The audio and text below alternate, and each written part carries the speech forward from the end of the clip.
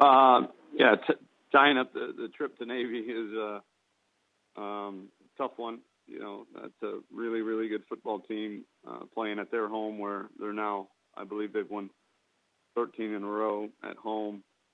And, you're not going to win many games on the road against a team like that when you turn the ball over 3 times and don't stop the run. And we played very poorly in special teams too. Basically gave up 9 points with a snap over our punter's head for a safety and an 85-yard kickoff return, which was then turned into a touchdown the very next play. So,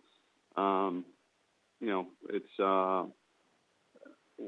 what could have went wrong, and we got to figure out why. We got to spend this week answering the hard questions about why that happened.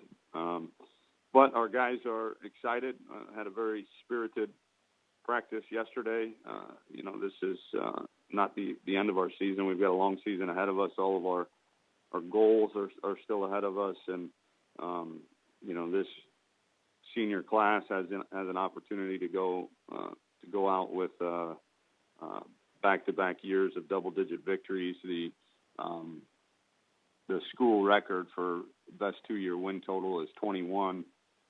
So 4 more victories, and that this senior class, their junior and senior year, will have the best 2-year mark in the history of University of Houston football. So we've still got a lot to play for. And speaking of Tulsa, much improved, especially defensively. Night and day from what we faced last year, what you see on film. They're doing a heck of a job, very pressure-oriented on defense, and really, really causes some schematic issues with some of the things that you normally do. And then, obviously, offensively, the quarterback makes that thing go, as well as the tempo and the wide splits. And so we're going to have our hands full this week to get back on track. Take questions for Coach Herman, please. *1 on your telephone keypad to join the queue. The operator will introduce you. And *1 for questions, please.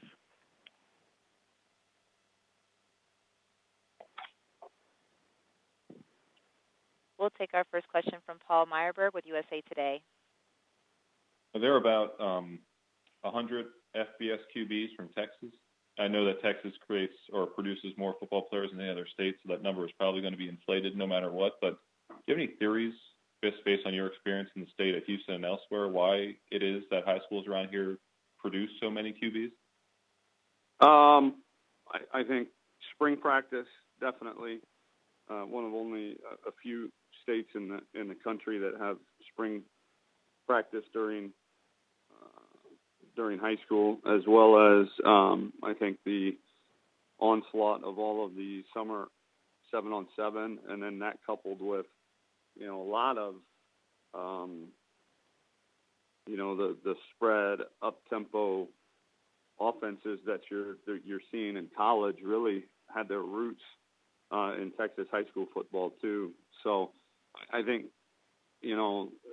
Texas probably more than any other state was a lot earlier in terms of it used to be back in the day you'd put your best athlete at tailback, and I think nowadays in middle school and sub-varsity levels, where nowadays you're putting your best athlete in middle school and sub-varsity levels, you're putting him at quarterback and teaching him how to throw the football. And I think those things are the reason why you see so many great college quarterbacks come out of the state of Texas. Now you've recruited a certain QB out of Texas when you were at Ohio State even, but during your times as a head coach or an assistant in Texas, do you remember ever having to leave the state to recruit a QB or ever choosing to leave the state? Oh, my gosh. I'm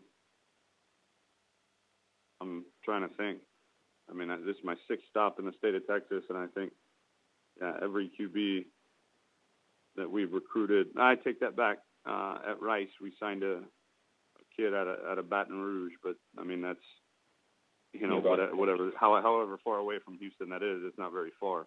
But other than that, I don't think we'll ever need to be honest with you, Paul. All right, thank you, man. Thank you. We'll now go to John Altavilla with the Hartford Courant. Hello, Coach Herman. I have a kind of an off-topic question I was hoping you'd be kind enough to take a shot at. Do you have time in your busy life to follow the presidential campaign at all? Nope. So you wouldn't be familiar with what Donald Trump said last week about locker room talk in terms of defending his comments about women last week on the campaign trail? No, I actually really don't know what you're talking about, to be honest with you. Yeah. I know he's a bit of a character, and I know that he's the Republican nominee and Hillary Clinton's the Democratic nominee, but beyond that, I really don't know anything specific about what's going on. Well, he took some pretty ribald, made some ribald comments about women on a tour bus, and when he was asked to defend himself, he said it's just locker room talk. And I'm wondering, somebody like yourself who's so close to your players, when you hear something like that, does that bother you that negative stereotype is reinforced about what goes on in that room? Yeah. Again, without any knowledge of what he said or the context behind it, anything that somebody says is locker room talk, or that's how football players talk, or whatever. They don't know what goes on in our locker room, so to lump all locker rooms into something that he might have said, I think is a bit unfair. But again, I don't know what he said specifically, nor do I have the context, so it'd be a bit unfair for me to comment. But no, our locker room is very considerate of everybody. Thank you for your kindness, Tom. I appreciate it. Yep, thank you, John. We'll now go to Joey Knight with the Tampa Bay Times.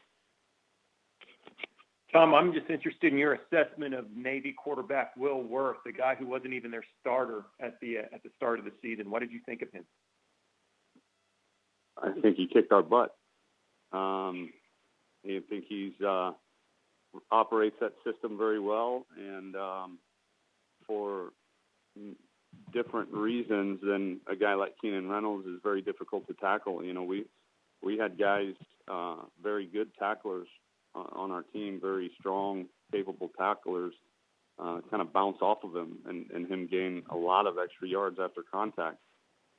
So again, when you've got the numbers in the right place and everything is defended properly, and yet he can still make 5 or 6 yards by kind of bouncing off tackles or running through an arm tackle, that makes for a really long day at the office for your defense.